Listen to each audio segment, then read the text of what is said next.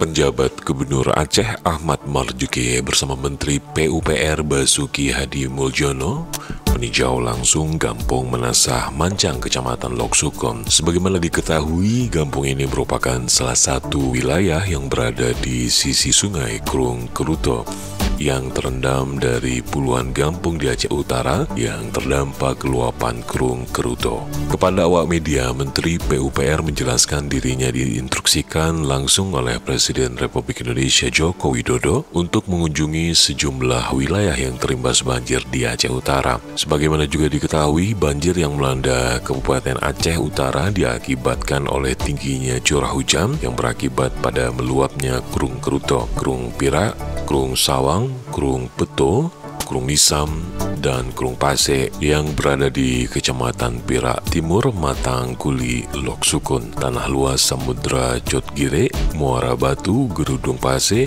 Langkahan Dewantara, Nibung, dan Kecamatan Payabakung. Banjir mengakibatkan terendamnya berbagai sarana dan juga prasarana, infrastruktur, lahan pertanian, perkebunan, pemukiman penduduk, dan banjir juga telah mengakibatkan longsor dan terputusnya jalur transportasi serta memaksa belasan ribu warga mengungsi.